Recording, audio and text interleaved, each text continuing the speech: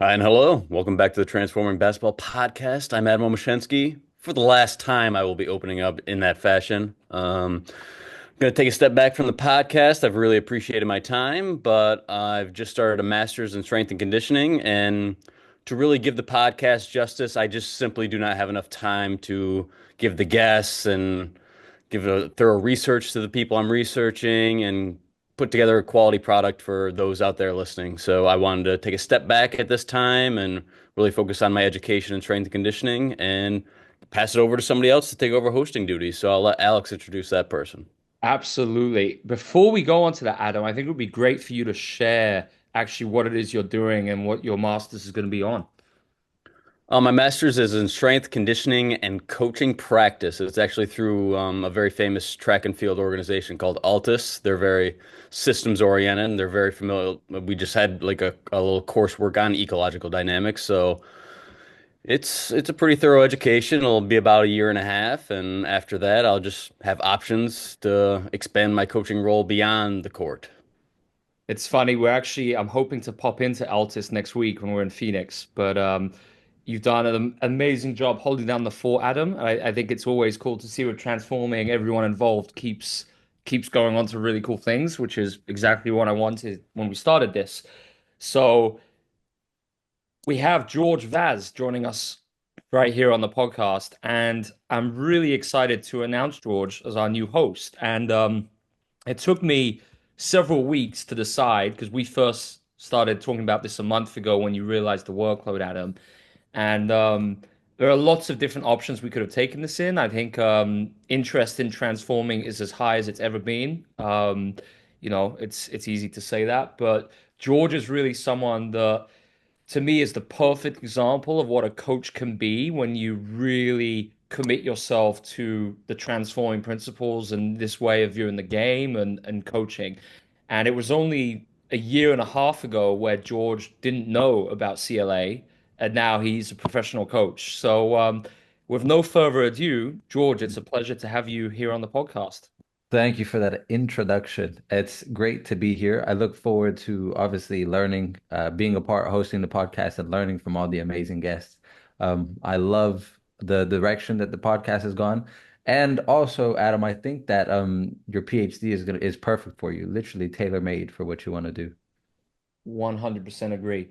So I want to start with this. The listeners and the many coaches out there may not realize, George, that we were roommates for a whole year when we were working in London, which was only last season. And that was obviously one of the main reasons why I feel very confident and comfortable making this decision, because we literally had, you know, 24/7 talking these ideas from morning till night when you'd Yeah. make scrambled eggs for me in the breakfast. And Yeah. then at night when we'd finish, talking about all of this stuff. So, Yeah. I It, think that was a big part of it. I heard like the first episodes ever recorded. I was like obviously like, through the walls. And then I was just like, oh, that's such an interesting conversation they're having over there. So it's cool to be on this side now. So we're going to talk a lot today about what we actually did in London, because I think that's a great way for all our coaches around the world to get to know you. But George, you got a really unique story in terms of Brazilian heritage, raised in the US, moved to Yeah. England at a young age. So tell us a little bit about you in a nutshell and just kind of where you are now with if you can mix in your basketball and coaching journey into that, that would be Yeah. great before we get to the real stuff. Yeah. In a nutshell, like you said, born in Brazil, didn't play basketball there, moved to America, and then I started playing when I was 11. And I was on a call the other day with Ednisha Curry, and she said something, and it was something along the lines, "Oh, how long have you been a coach?" And she was like, "Oh, I've been a coach for as long as I played basketball." And looking back, I feel like I've always been like that as well. Like even though I started playing at the age of 10, 11, I feel like I've always been a coach. I've always had that kind of mentality, like making other people better. So fast forward, played there. I actually lived a year in Ireland, played in Ireland, and then I moved to the UK, and then played there. And then I got into coaching. I think the year after I moved to the UK, just coaching at schools. And I did not like it. It was hard to like control the kids. It was like a PE class, so it was like in the middle of the day. They just want to run around and cause havoc. And obviously I'm just like get in the layup lines and this is how you do it. So it was an interesting experience. And I did that, stopped after that season. And then I picked it up again a few years ago for a team. And then obviously, like you said, we worked together at Lions. And that's when I got introduced to the CLA. And just to backtrack a little bit, lived in Slovenia a little bit, and that's when we first got introduced when I was, studying to be a coach. And that was great because then that was literally just learn from different coaches all over the world. And that experience was amazing. So then George, let get me back to touch on that London. quickly. I want to build that. Yeah, It's a really cool idea for the listeners. So this was Vanya Crnivec's idea. So Vanya, of course, was in the book Transforming Basketball. She's now the president of the Valkyries, the newest WNBA team. Obviously, it's part of the Golden State Warriors organization. But Vanya's obviously always got some great ideas. And so essentially, what this was when she was starting the London Lions Academy. This was before I joined. Vanya selected three coaches who she was really invested in, George being one of those three. And you guys went for how long abroad? Was it three. 3 months? Yeah, exactly. Yeah, to get a full immersion into a A professional youth team. academy and see what it was like to be a full-time coach in Europe. So that was really cool, and that was when I started training you guys. Yeah. When I introduced you to CLA, we did the first workshops, all of that. So before I pass over to Adam, because I want to ask Adam about his first experience working with you back in I think it was October last season. We did those Yeah. workshops. But essentially, I did a series of 4 workshops for you guys this time 2 years ago, and that was the first time I ever met you on Zoom. You had Exactly. never heard about this. What was your first reaction? Man, I was trying to call you out because the first thing you said was like there's no such thing as muscle memory. And I was like, yeah, but and I was like and then I started giving examples. And it was an interesting conversation. I think once you told us and like kind of opened the door and I started doing my own research, that's when I was like, this stuff is this is a gold mine right here. This is really cool. Love it. And you really got my respect, George, when I saw like basically every 2 days you were reading a new paper in London and you were coming to Yeah. questions, ideas, and that was like, because not many people then are willing to do their own research. Because it's one thing listening to it, but then it's kind of another thing going into it for yourself and actually discovering, thinking about it versus just being told it. So, Adam, I'd love to transition this a little bit to some of the work we did in London because I called you, I think it was a few days ago, we were playing in Charlotte and we had a great conversation just about the things we did last season and the things we missed about it. So, do you want to just talk a little bit about that and kind of some of the stuff you were helping with the coaches? Because obviously people might not realize that I was bringing you in as a consultant to help our academy coaches. Yeah, I guess what I'm curious, George, is because I have the experience of working with Alex in Italy, and sure, I did some consulting here and there with the Lions, but I kind of want to know, and I'm sure the coaches want to know, walk us through like a typical day to day with the London Lions. What was your role? What kind of interaction did you have with Alex, and then how did that facilitate down to the players themselves?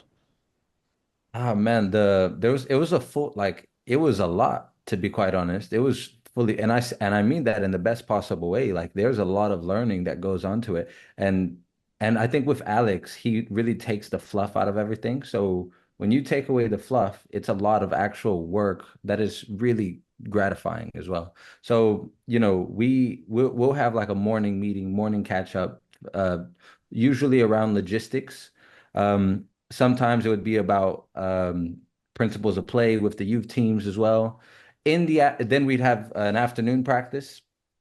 In the afternoon, when we have the time between the that practice and the evening practice, we would talk more specifically about principles of play. We'd have workshops. There would be guests that came in to deliver workshops on strength and conditioning, nutrition, things of that nature. Yeah, So it people was all from all over the world, people from New exact. Zealand, like the US, the UK. Anytime someone interesting was visiting London, it was really cool. Yeah.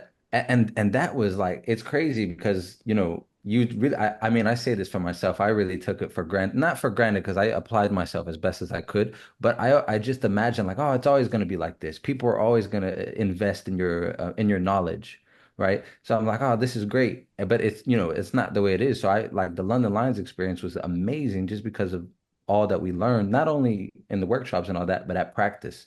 Like it was really cool to be around such amazing coaches, Liam, Will, yourself, and just learn every single day. I guess the follow-up would be like, how did Alex conduct himself in those practices? Was he jumping in, and how much space did he give you to kind of do your own thing in these practices? Alex is great. He's great because you'll do something at practice and then especially for me, I was like, oh, I don't know if that's true. Alex, what do you think? And he's always like, yeah, that's great. That's great. So he always assures you that it's great. So I'm like, oh, I can do no wrong. But I think that really helps.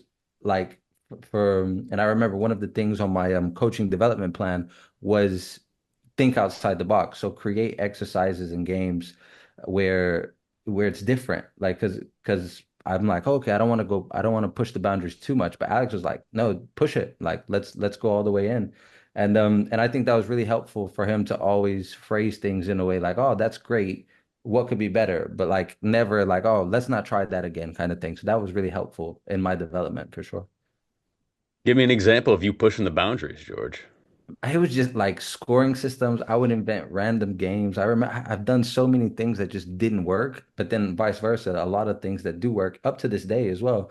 Like even today at practice, I played basketball, baseball, and we've done this in London, but in London it's a lot easier because I could just go, these are the rules. People are more, they know baseball rules, whereas in Portugal, the rule there it's not that popular a sport. It doesn't get around here. So then I explained it, but they just they didn't grasp it. But then it's also a thing of like, okay, I'm not gonna stop it. I'm just gonna let them play. And then you could see some of them like started to interact with the game a bit differently than others. And it was an interesting thing. But honestly, I don't know. I can't give you any one example, but I just every day that I'm on the court, like even like I saw the lines on the court and it was like a plus sign. And I was like, I wonder if you stood on that and you tried to pivot on each square, on each side of that line, and you had another player dribbling, and then the person that was pivoting puts one foot on one square, and then the dribbler has to dribble in that square.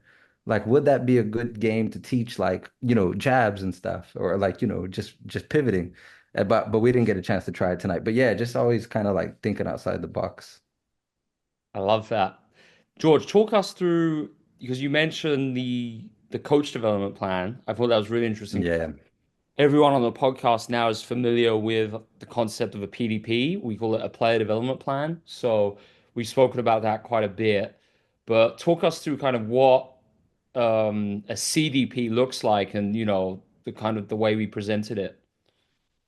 We did it twice in the year. So I think it was after the first month or two, I think, after the first month. And it was basically like, what are your strengths as a coach? So there'd be strengths, building blocks, and areas for improvement. So it'd be, I believe at that time, I can't remember off the top of my head, but 2 to 3 things in each thing. What were my strengths? Areas for improvement, building and building blocks. And I think it was really powerful because one, you put it on paper. Anytime you put your thoughts on paper, it's easier to understand and organize them. But then two, it was a way for all the coaches to hold each other accountable as to what they needed to do at practice, whether it's like, oh, you need to, call your players out when they're not listening to you when you're explaining a drill. Or, this is something really good. You bring a lot of energy to practice. So like keep doing that. Be consistent. So it was just a way to be like to hold each other accountable but not just one to one. It was all the coaches held each other accountable. And I think that was awesome. I've got a follow up before I pass over to Adam. Yeah, You were head coach of our under 16 girls team, George. yeah. So I think this is really great because something we're really going to be intentional about with transforming is sharing more girls women's basketball content, whether that's the WNBA or just more coaching videos, showing work on the girls' side of the game. So Yeah. really glad that obviously, you're hosting this now because you spend a lot of time working in both girls and boys basketball.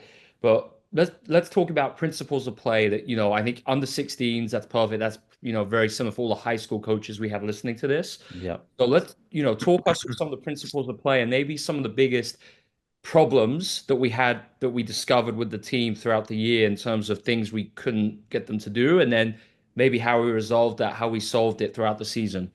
Well, one that comes to the top of my mind is well, just starting off of principles of play, we ran a lot of pick and roll, right? So we had pick and roll gets, had some screen aways as well, but 80% of the offense was pick and roll, trying to create advantage on that.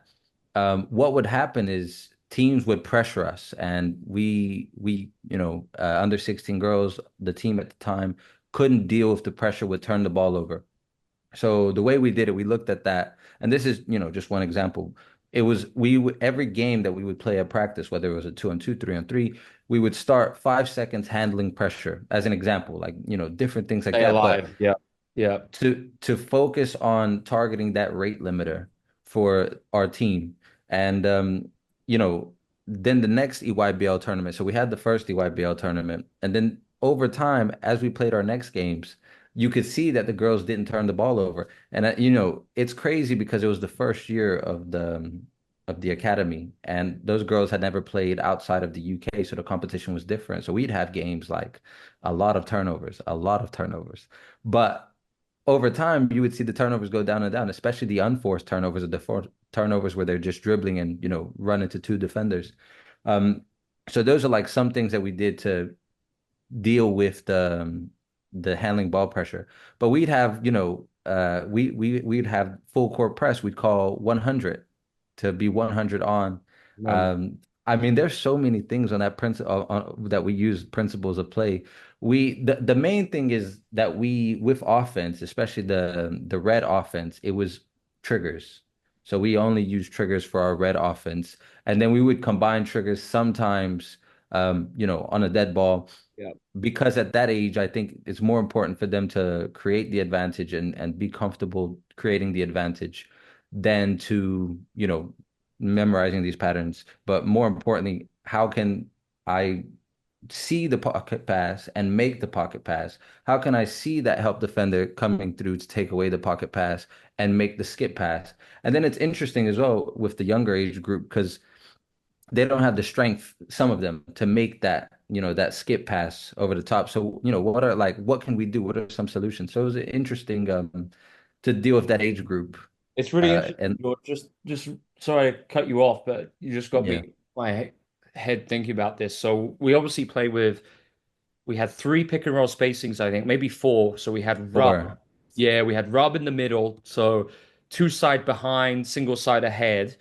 And for the coaches listening, we would just all of these would be one syllable. So we'd literally flow down the court, see it was neutral, and then the ball handler would just be calling this based on the spacing. So until scanning, seeing where teammates were, and then we just flow into it. So it was rub. Side was our pick and roll on the side, but with the two side ahead of us. So as that handler comes off the pick, they're facing the two side with the single side behind them in the corner. We then had clear, which was empty corner, three side ahead, and then we'd try and bring the ball lower, kind of below the free throw line. So more room to reject, lots of room, and then lots of room for the roller. Obviously, no help there on the roll.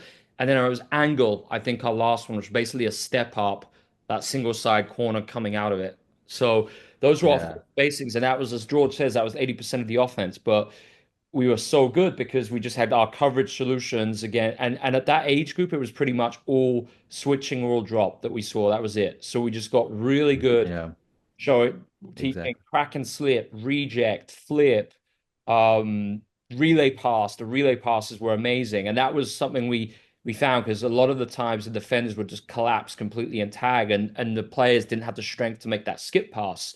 So we worked on it a lot all year where we would just play like a one where there'd basically be a defender and you had to make the skip pass against the defender with an offense with a shooter in the corner. You get a point if you threw a strike zone pass to their hands. Just a good way. That's a good example of task simplification. So they'd come off a pick and roll, the defender would switch onto them, so stimulating the picker's defender switching onto the handler, and then they had to make the skip pass against the pressure with the defender trying to steal it, get the perfect strike zone. So that was the activity I thought of when you were just talking about that with the skips. But Yeah. we just got so good at that and the coverage solutions out of it, and then hit gets, and that was it. And I mean, for the Yeah. coaches listen to this, I do recommend our pick and roll offense course. It's literally got all of this stuff that we did with the Lions, but that's all you need at high school. Just Yeah. less triggers, but do it really well. And then, of course, hit your shot spectrum, gold and silver, pretty much gold and silver medals only. Hit your transition offense, your transition defense, your half court defense, and you're in good shape. And I think too, like you said on the pressing, just the more we pressed aggressively, just naturally the better we got offensively handling. Yeah. So that was a key thing, just like in pick and roll. I think at the start of the year, they're playing against bad coverages, like very soft switches. And then we Exactly. started really showing them, all right, you got to control the screener. Your job is to push the screener into their teammate handling. And then if it's a good switch, you're going to get both feet outside the 3-point line. That's how we know it's aggressive. And we'd do things like Yeah. wait for 2 points if it wasn't a good switch. And then just that, as we saw the defense get really good as we were using constraints to shape that, naturally the offense responded. Yeah, and I don't know if it's as relevant, but just developing the players as targets, pickers, converters as Oh, well. that's a great point. Talk about that, George, because I think And we haven't spoken about that on the podcast yet. yeah, and it was, after the initial start of the season, we would identify our who are the best, playmakers, passers on the team.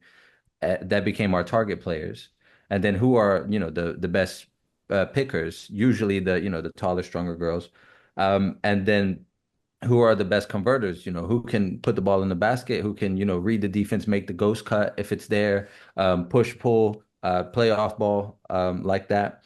And I think what you saw is the girls that were the pickers and the girls that were the converters and the targets, they developed at such a faster rate just by getting those reps day in and day out at practice, right? Instead of Specific. putting and yeah, instead of putting them in a system where maybe the target player is getting 2 reps per quarter, or whatever the case may be, whereas now they're getting 2 reps in a game, in a real game, they're getting 2 reps as the target, or sorry, 20 reps as a target per quarter, and then same for the picker, getting those pickers rep coming in at a crack angle and then slipping if it's a switch, or holding a bit longer if it's a more conservative coverage.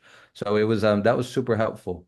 Agreed. And I think that was an interesting one. We were fortunate because we had three girls who were 6'2" plus. And it was Yeah. very obvious that, that and they were quite new to basketball. So we wanted to just have them as pickers because if they could just learn some pick and roll and just catch on a roll and finish, that was huge. And it was a way to involve them and get them touches.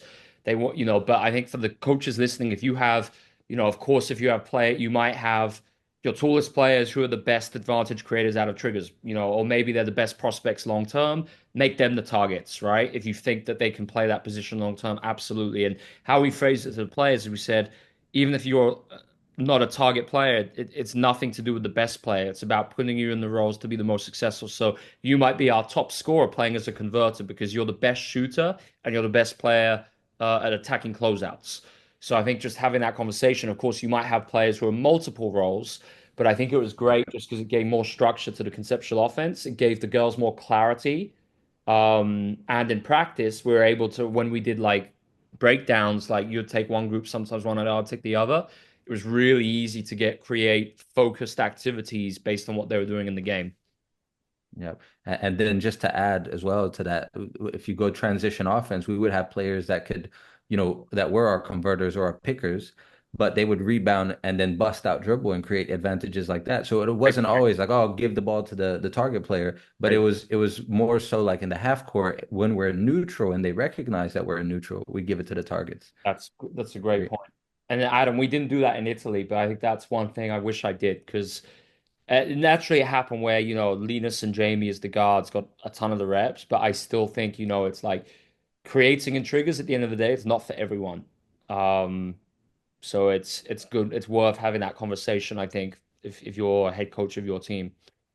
Yeah, I guess Yeah, my curiosity and George, I mean, throughout the conversation, you guys answered many of the questions that I had throughout. But I guess would be like would the converter, the picker, and the target player were those distributed as well in practice? Where I was like, no, no, no, we're target players are the only ones getting reps here. No, it was a no, mix. But then sometimes when we'd get to a particular activity, we'd say, now we're going target. So we want everyone to develop, in this like 2-on-2 wall pick and roll. That was my guess. Yeah, once it gets Yeah. out to more 5-on-5, 4v4 stuff, it's like, no, no, no, now we're in. Exactly. But yeah, sometimes I remember one game where I just felt like we actually needed to really polish it up because I didn't think our pickers were attuned to like where their screener was. So they weren't actually getting the difference between, oh, they're in a really soft switch, so we can treat it as a drop versus a proper switch. So what we did then was in the 2-on-2, we still constrained it. So I think it really depends on kind of maybe what you're seeing in the games, but you can't just like to your point, Adam, you've got to give them some activities where we're doing everything because for their development, yeah. if a bigger player is coming off and making a pocket pass, well, that's going to translate to something else that they're doing, like maybe catching in the role in a game and passing over a low help defender or whatever. Yeah, and learning, right? Because Yeah. if you're able to if you're a picker able to play that target player role, you can learn, oh, like this is how I want the pass made to me, or whatever the case may be, and vice versa. George, my next question for you, just changing topic a little bit from conceptual offense, maybe we come back to it, but what do Yeah. you think were the best things were from our time at the Lions that, you'd want to introduce if you were running another academy in Europe or elsewhere? Yeah, I think coach development is key. I think that should be like everywhere should be a thing, and people should be really focused on developing their coaches because you obviously you want to create great players, and everyone wants to, coach players that make it to the NBA or play professional or whatever the case may be. But and I think this has been said multiple times on the podcast, you're just not gonna for the majority of players that you coach, they're not gonna play professional, but they're gonna have jobs and they're gonna be, people in society. So it's super important not only that we have coaches that know the game, understand principles of play, whatever it is. But more importantly, they're transformational coaches and they help the players grow in life and contribute to society and just be great people that know how to communicate with each other. So I think coach development for that aspect, being able to transform the life of a child that starts in sports and continues on their journey, whether it's a different sport or a different career path or whatever, or they do make it, and they do make it to a professional level. How do they handle themselves? And I think it's so important, coach development. um and then I think the coaching, well, that's part of the coaching development. I was going to say the workshops. I think those are just fun. They were awesome. It was great to spend time with your colleagues, so that would go in there. And I think having the liberty, the freedom to try different things at practice. I feel like obviously considering the players and like you don't want to go overboard and be like, oh, I'm taking their time so I can practice what I want to practice as a coach. But it's not like that. But having the liberty where like I want to make you as great as possible as a player and a person, but at practice I also want to try some new things that are going to be weird, they're going to be different. But it might really work or it might not, and we just move on from it. But having that liberty I think is key to like a safe zone, to practice and get better for both players and coaches. I mean, having Those that two things. discussion explicitly with the players, I think that they open right up to it once you actually have that kind of discussion where it's like, hey guys, like this is me. I'm gonna try stuff. It may not always work, but I want you guys to do the same. And you Yeah, being vulnerable and willing to admit that allows them the capability of, oh, I'm willing to explore and try some stuff myself. If this is my leader and he's willing to do this and try this, and then I'm willing to as well. yeah.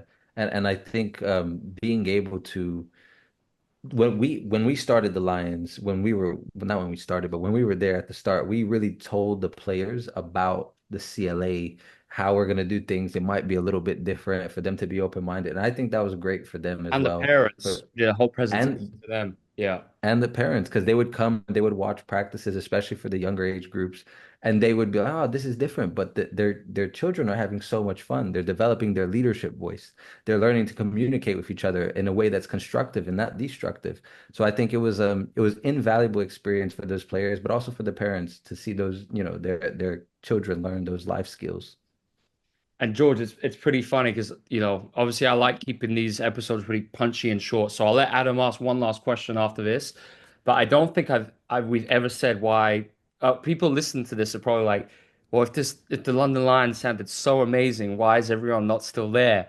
And I Yeah. don't think we ever addressed it on a podcast, but essentially our ownership ran out of money. So unfortunately, it happens in European basketball. They're heavily committed to they're an American investment fund heavily committed to a bunch of different soccer clubs, football teams in Europe, and the cash just stopped coming through. So that was kind of the end of the dream project, and why Vanya, myself, George, Liam, Will Twig, why we're all doing different things now.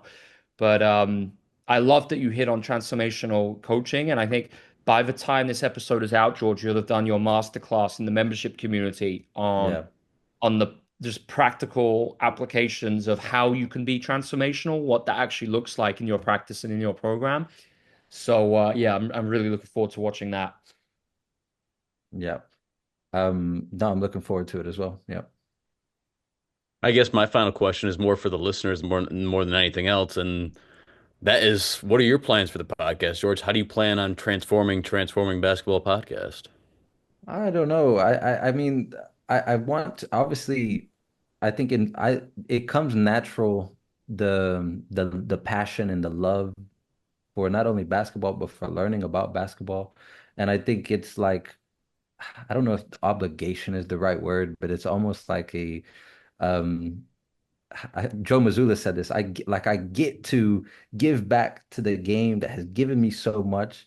So I think being part of this podcast is a way for me not only to obviously give back and ask the best possible questions I can. It's like I always say the quality of your life will depend on the quality of your questions, and um and I think hopefully I can ask those questions to the guests because I compared to the people that are on this podcast and share their wisdom and their knowledge and their experiences, I don't know as much as they do. I don't have as much experience as they do, but hopefully I can ask the questions that will help other coaches listening and everyone tuning into the podcast and help them grow and help them learn and help them also inspire to share and grow the game of basketball because I think that's what it's about, just growing the game as much as we can. I think that's a really sincere answer, Jordan. Honestly, it's why I picked you for this because it's very difficult finding people nowadays with the complete growth mindset. And I think within the transforming community, that's kind of every coach that's drawn to us has that same mindset. So I think it's going to be great for coaches to kind of continue to see your development growing through the podcast. But I think it's great. We've already got this whole kind of list of all the guests we're asking for the Yeah. next like 4 months, and you've already like shown me all the research you've done on them, all the questions you've asked, and I think Yeah. that's what's going to keep taking the Transforming podcast to new heights. Can we keep getting on great guests, really interesting guests? But then how can we keep, as I did at the start, as Adam's done a great job the last few months, how can we really keep asking the questions that coaches want to hear so that they can practically apply the stuff? Because I think, like we always said, we want coaches to listen to every episode, leaving with tangible takeaways that they can apply immediately. We don't want them tuning into a podcast to listen to someone's life story for 40 minutes and then not get anything. And that's kind of why I stopped listening really to podcasts. And I wanted this to be the podcast I wanted to listen to. And it's like Adam on all the flights I've been taking across the US. It's been great because I've been tuning into every episode, learning great stuff. And it's going to be the same with you, George. And I think Yeah. that's our commitment to the audience. You know that when you tune in, it's going to be short, action orientated, but you always know you're going to have something that you can apply immediately. Man, and that last episode you did, Adam, with Alan, what was his name? It Alan just King. escaped my. Oh man, that one was brilliant, man. I really enjoyed listening to him talk and the conversation you guys had. Well, you said it, man. Quality of your life depends on the quality of the questions you ask. Put it on a t-shirt. Yeah. That was easy with Alan. Guys, thanks so much for joining. I think this is a really nice, authentic conversation. And the next episode of this, it's going to be all down to you, George. So Looking forward excited, to it. excited to tune in and see it. We got a really, really good first guest planned. So, guys, thank you, and until Thanks. next time. Take care.